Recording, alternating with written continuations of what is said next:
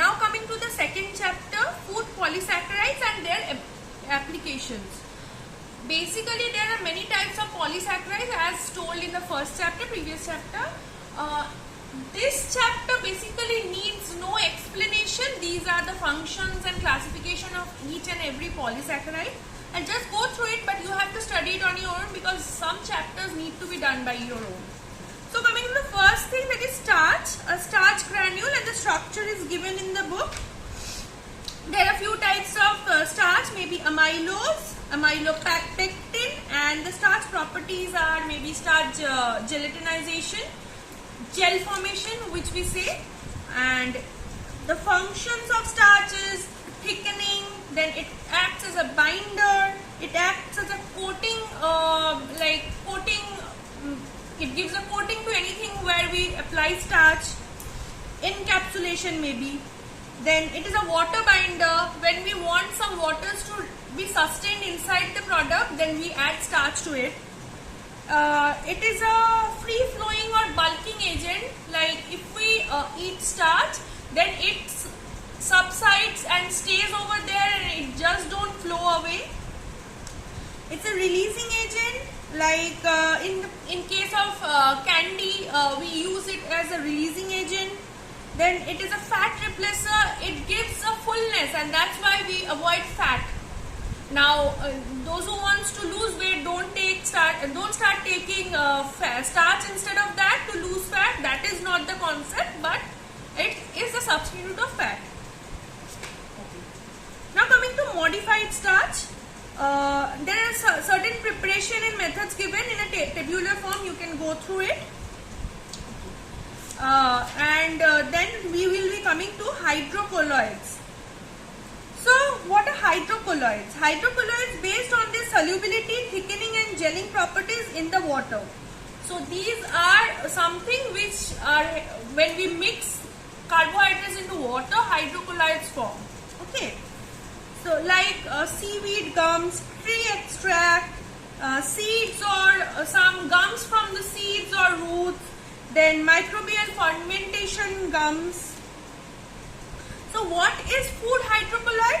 Hydrophilic polymers of vegetable, animal, microbial or synthetic origin that generally contain many hydroxyl groups and may be polyelectrolytes. Okay. Now coming to some non-starch polysaccharides. The first thing is cellulose. Cellulose, as we all know, is a non-starch polysaccharide, and I have mentioned it in the previous chapter also. It is also a type of dietary fiber. That is, there are certain types of fiber which are there in our food, and one of those are cellulose. Then another type of fiber or dietary fiber or cellulose or this non-starch polysaccharide is carboxymethyl cellulose. These are used in baked goods, then beverages, in frozen desserts, these type of things. Next we come to hemicellulose. This is again one more type of dietary fiber, and also it is a polysaccharide, non-starch polysaccharide. Hemicellulose find their application in food substance as emulsifier, the thing or the procedure in which emulsions are made, stabilizer and binders. Now coming to pectin. Pectin is another type of thickener or water binder. Now coming to some gels. First and foremost is agar. Agar is a very commonly used gel making component. Alginate, one more gel making component which causes gelation. Carrageenan, this is not so common, but in study material you have to read that. Normally it is used in gel clarity or where we need a clear gel. Normally we find in Facebook videos that we are using it in commercial purpose to do certain ads. In replacement of ice we put some gel blocks, and these type of things are made by this carrageenan. Okay. Now coming to seed gums. Seed gums are something which a locust bean gum, beans are something, and the gum from that bean is used, we can call it a seed gum. Then we and one more thing about seed gums are some type of cream cheese can be made using these type of seed cubs from the locust bean. Now next we come to guar gum. Guar actually imparts smoothness to the ice cream. So normally the smooth ice cream which we see, or sometimes some type of chocolate syrups consist of these type of guar gum.